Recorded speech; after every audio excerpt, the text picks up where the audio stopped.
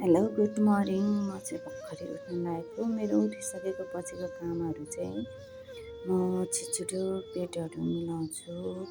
अनि त्यसपछि सबै बेडहरू उनीहरू सबै मिलाएर टक्क रेडी बनाएर राख्छु। रेडी बनाएर राखिसकेपछि चाहिँ मेरो यो बेड मिलाउने काम सकिन्छ। त्यसपछि म बढार कुरार गर्न थाल्छु रुममा।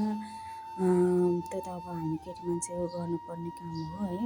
बिहान उठिसकेपछि चाहिँ अनि बढार कुरार गर्ने हो मजाले।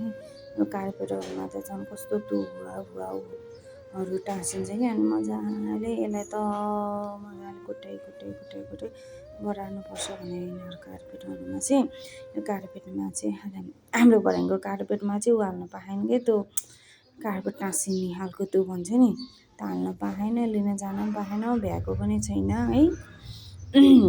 यहाँ चाहिँ 10 मिनटभन्दा बढी चाहिँ गर्न नमिल्ने रहेछ। मैले अरू पनि गरेको भिडियोहरू हाल्न नमिल्ने रहेछ। त्यही भएर मैले चाहिँ बढाइरहेको मात्र हालेँ है। अनि मेरो बिहानको काम चाहिँ यही हो। अरू पनि देखाउँछु है बिस्तारै। ल गाइस, यो त सबैले गर्नुहुन्छ होला है। फाइनली गाइज मेरो काम सकेर मैले मुख धुन थालेँ। बिहानै धुँदिनँ नि त, म सबै काम सकेर म धुन्छु। फाइनली मैले मुख धोइसकेँ र हेर्न मेरो नानीहरू चाहिँ सुतिरह अनि आफ्नाको गोलु पनि यहाँ सुतिरहेको बिचरा हेरेछ। अब चाहिँ मेरो चिया खाने पालो हो।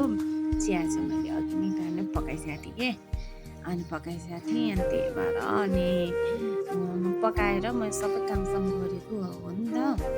अनि त्यही भएर अनि अब चाहिँ मेरो चिया खाने पालो। फाइनली मेरो चिया खाने पालो। म चाहिँ चियामा केही खाँदिनँ है। दुधको चिया चाहिँ यति धेरै मनपर्छ मलाई, तर चियासँग चाहिँ म केही खाँदिनँ। त्यही भएर